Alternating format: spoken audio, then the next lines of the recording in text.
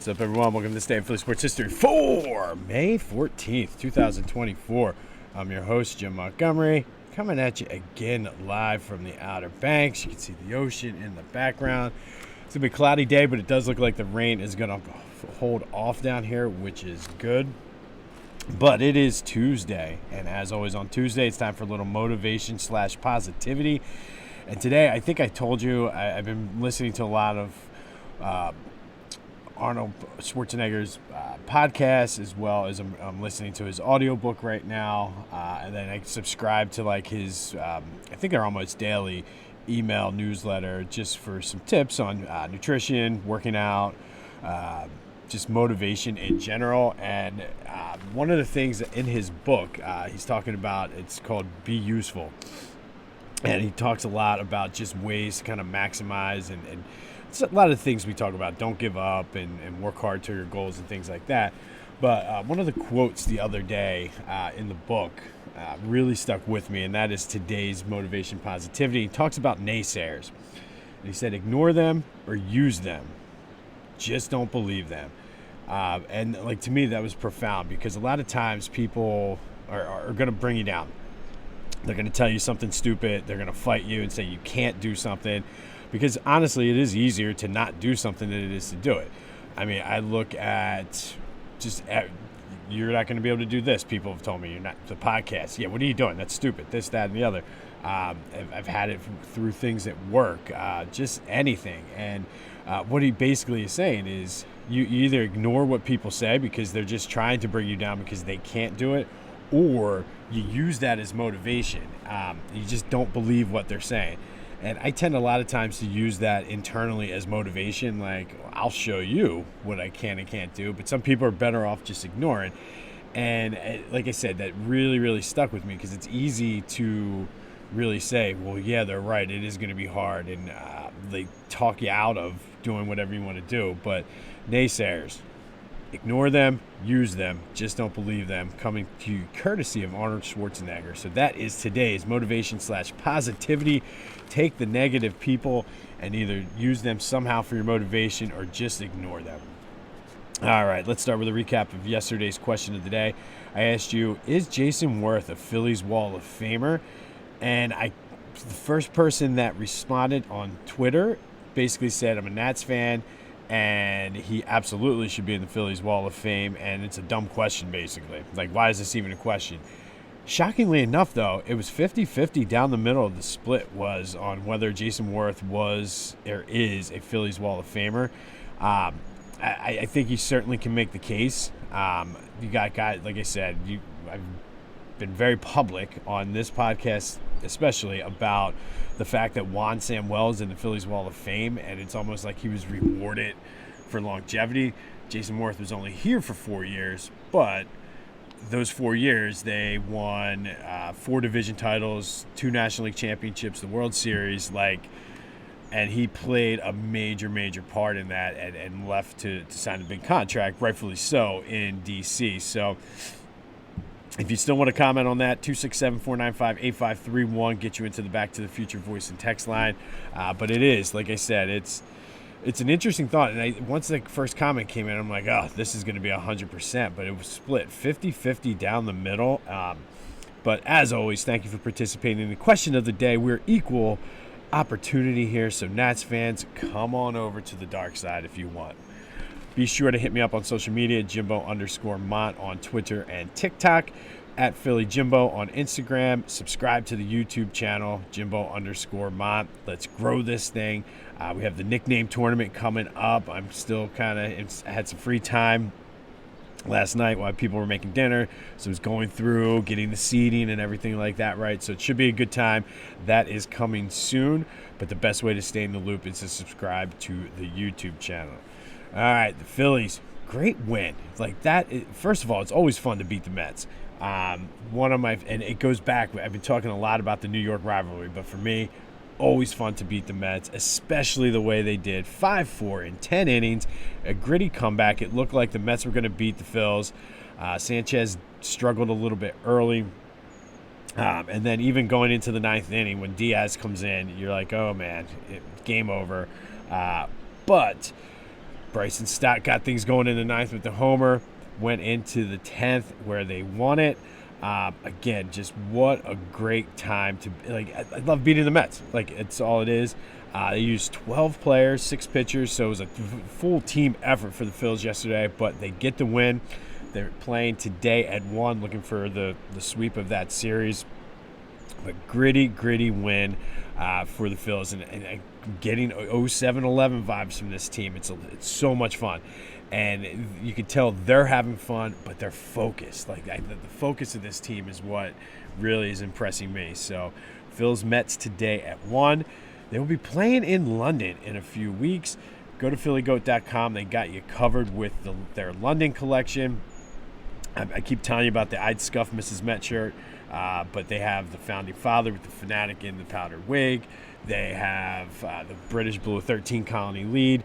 You name it, they got it. Go to phillygoat.com. Use that promo code Jim Montgomery for 10% off of your order. That's phillygoat.com. Promo code Jim Montgomery for 10% off of your order. All right. Eagles news. Obviously, we've been talking about the schedule release coming out tomorrow. I'm kind of looking forward to that. But it does look like they're working. Gerard Mayo and Nick Sirianni are working on putting together a joint practice with the Eagles and the Patriots. And I think they're always good when they have the joint practices, especially because you start playing your teammates. You get a little testy, so bringing another team in there, and they play the second week. Or I think the rumor is they're playing the second week of the preseason, so it makes sense. They used to do it with the Patriots all the time with Belichick, so looking forward to that. But back to the schedule, we will go over that, and there's been a lot of leaks and rumors and things like that, but leads us to today's question of the day. Do you get excited for the schedule release? I know some people are like, it's stupid, it's May, who cares, you don't even know what's going to happen, blah, blah, blah, blah, blah. Me, I kind of like it because as a season ticket holder, you sort of, we kind of plan out, and like, looking at the schedule, I'm definitely not going to this game. This is a game I go to, and now I'm sure the text chain will be buzzing tomorrow with guys starting to rotate tickets and trade and things like that. So looking forward to that. But that is today's question of the day. Are you looking forward to the schedule release? 267-495-8531. Get you in on the Back to the Future voice and text line. Like I said, I personally look forward to it. Not so much from a football standpoint, but from the fact of, hey, I'm a season ticket holder. I want to see like how many primetime games do we go to? Like who's going to this? Are we playing on Christmas or Thanksgiving or whatever it could be? So let me know what you think. 267-495-8531. Get you into the Back to the Future voice and text line. Are you excited for the Eagles schedule release? All right, today we're going to do something a little different because it was such a huge day for Philadelphia sports. Just going to kind of go through and do a quick one on each of these, but I have 5 different things for you today. And we're going to start all the way back first in 1883. And on this day in 1883, the Philadelphia Quakers beat the Chicago Whitestockings 12-1. It was the first ever win for your fighting Phillies. That season was a rough one. They didn't win many, 17-81-1 on the season. But now the Phillies, including last night's win, have 10,141. So on this day in 1883, Phillies got their first ever win. Is tonight the night they get number 10,142? I hope so. All right, and then we're going to fast forward 100 years from there. And on this day in 1983, the Sixers beat the Milwaukee Bucks 104-96 to go up 3-0 against the Bucks in the Eastern Conference Final. It was their 7th straight win to start off the playoffs. Unfortunately, they lost the next night, won that series 4-1, and then swept the Lakers. So Moses Malone came in and gave his famous prediction of faux, faux, faux. Well, this day in 1983 was the last time, or the closest they came to getting that faux, but instead it went faux, 5-0 as the Sixers lost to the Bucks the next night. But on this day in 1983, I'll get it out, they beat the Bucks to go up 4-0. Then we're going to go back to fast forward to 1987. Flyers won 4-3 over the Montreal Canadiens to clinch a spot in the Stanley Cup against the Edmonton Oilers, which would turn out to be a great 7-game series with Ron Hextall standing on his head, but it was just not meant to be. Fast forward to 2010, and on this day, the Flyers made the most improbable comeback in NHL history. They were down 3-0 to the Bruins in the Eastern Conference semifinals. Came back to force a Game 7, quickly got down 3-0 in that game, battled back to win 4-3 to move on to the Eastern Conference Finals to take on the Montreal Canadiens. All right, and then finally, this one I had to include. On this day in 2013, Sam Hinkie was hired, the architect of the process, the man responsible for bringing Joe here, and then the NBA got mad and completely blew it up. But on this day in 2013, the Sixers hired Sam Hinkie.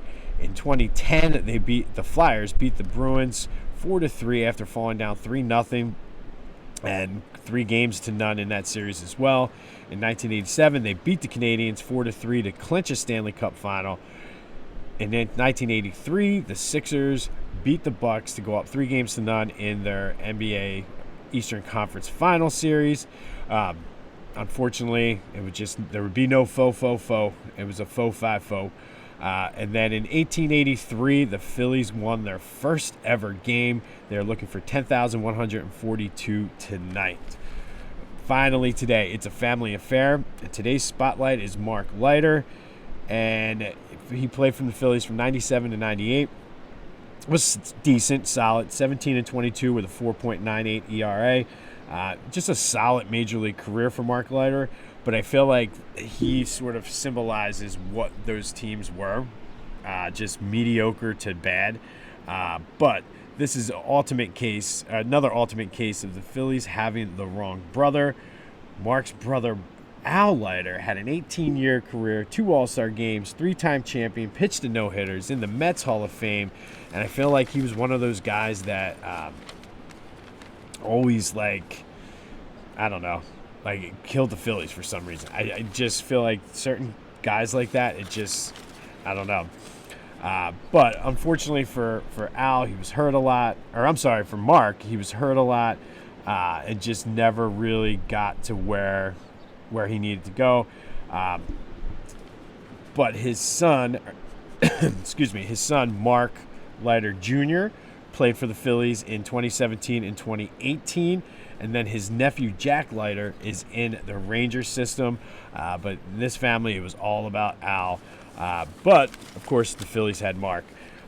But that is today's It's a Family Affair spotlight. Mark Leiter, former Phillies pitcher, better known as the younger brother. I think he was the younger brother of Al Leiter, who's actually on Major League Baseball Network now as well.